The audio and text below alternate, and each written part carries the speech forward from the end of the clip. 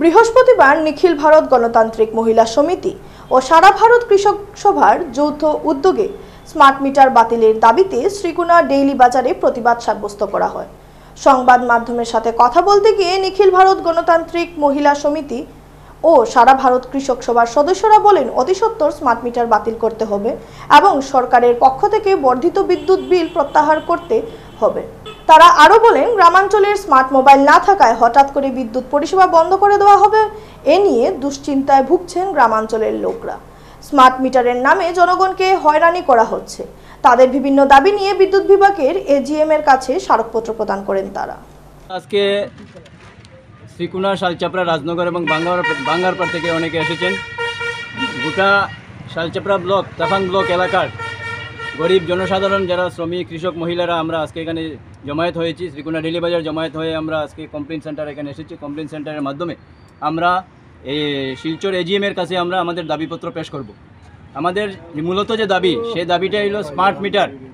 বর্তমানে যেটা দেখা যায়, স্মার্ট মিটারের বিরুদ্ধে প্রতিবাদ আন্দোলন সংগঠিত হচ্ছে।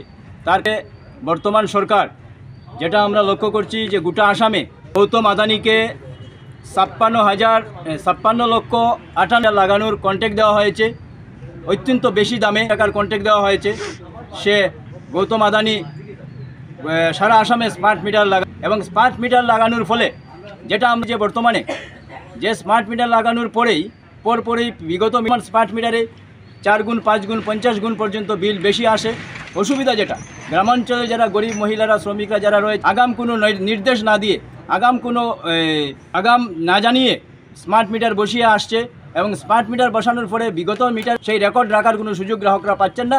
ফলে কোন জায়গায় এই স্টার ডিফল্ট কোন জায়গাতে হচ্ছে, ডিফল্টটা কোন জায়গা সেটা ধরার সুযোগ গ্রাহকরা পাচ্ছেন না। প্রতিনিয়ত স্মার্ট মিটারের মাধ্যমে গরিব করা হচ্ছে এবং যেটা আমরা লক্ষ্য করছি যে প্রায় ব্যক্তিগতকরণ করার জন্য এই ব্যবস্থা করা হচ্ছে এবং গৌতম আদানি বিদ্যুৎ বিভাগকে, যেটা জনগণের সম্পত্তি, আমরা যারা জনসাধারণ বিদ্যুৎ বিল দিয়ে আসি, তাদের সম্পত্তি, তাদের সম্পদ, সেই বিদ্যুৎ বিভাগকে ব্যক্তিগতকরণ করে দেওয়ার প্রক্রিয়া ব্যক্তিগতকরণ করার ফলে কি আগামী দিনে সবাই মিলে ওখানে উপস্থিত হচ্ছে। কারণ সারা ভারত গণতান্ত্রিক মহিলা সমিতির পক্ষ থেকে আমরা এই সরকারের, আসাম সরকারের কাছে এইটুকু আমরা দাবি জানাইতেছি যে এইখানে স্মার্ট মিটারটা অবিলম্বে বন্ধ করতে হবে। কারণ এইখানে যারা দিনমজুরি মানুষ, রুজি রোজগার করে খাওয়া মানুষ, তাদের পক্ষে স্মার্ট মিটার চালানো সম্ভব নয়।